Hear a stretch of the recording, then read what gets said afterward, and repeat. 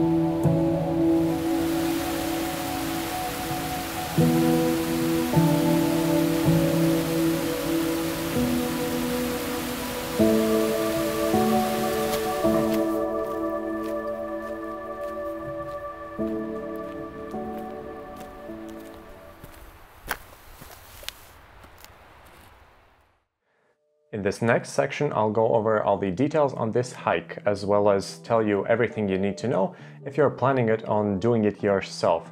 By the way, I apologize for the weird setup because I'm in a hotel right now. Anyway, I went to Norway for only 3 days at the beginning of August, together with a bunch of my friends. We had very limited time because we arrived in Norway midday, and we needed to walk something easy.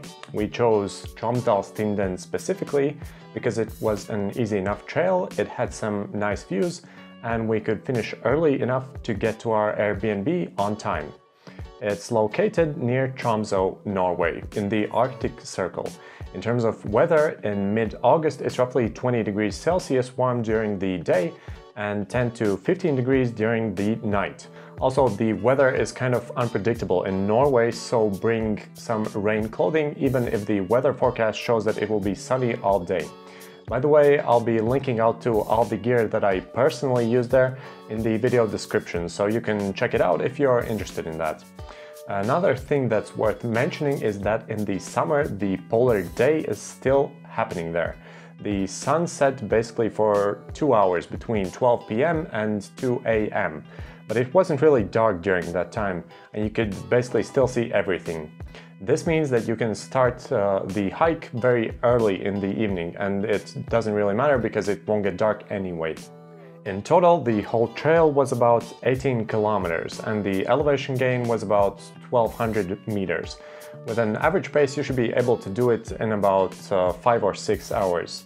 I believe it took a bit longer than that for us because we took a lot of breaks in between, and at the peak we stopped for 30 minutes or 1 hour.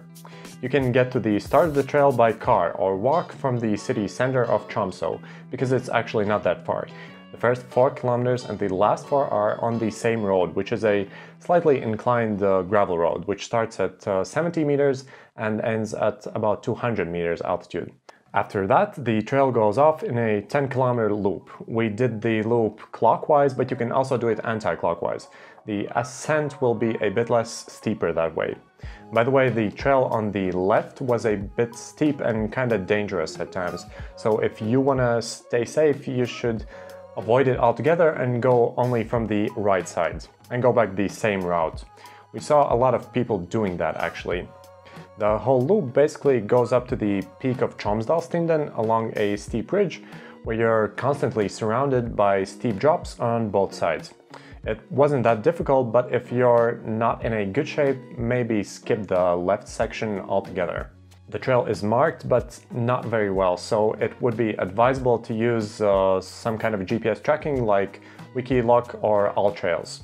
I'll post the actual route that I followed on WIKILOC in the video description. By the way, there was 4G internet connection basically available everywhere, even at the peak of the Tromsdalstinden, which was very nice to actually follow the trail as well as post some stories on Instagram and so on. In midsummer, you'll start seeing snow at about 400 meters of altitude. Keep in mind that this is the Arctic Circle after all. You should bring at least 1.5 liters of water, but there were a lot of streams along the way. I actually refilled my water from the water streams unfiltered, but you should probably use a water filter just in case. The views there are really amazing, as long as you get lucky with the clouds. On the way up, we had a lot of clouds, but after spending about 1 hour at the peak, the sky cleared up and some kind of spectacular scenery unveiled. Although the altitude wasn't really that high, it feels like you're up to at least 3 or 4 kilometers altitude because there's snow everywhere, and the Norwegian fjords are basically steep, dramatic, and very beautiful. In terms of scenery, this trail was, I'd say, one of the best trails that I've ever been on. So basically, this covers everything that you'd need to know if you'll be doing this trail. I definitely recommend this trail if you're in northern Norway. If you're new to this channel, make sure to subscribe for more hiking videos and videos about hiking gear. Thanks for watching, and I'll see you next time.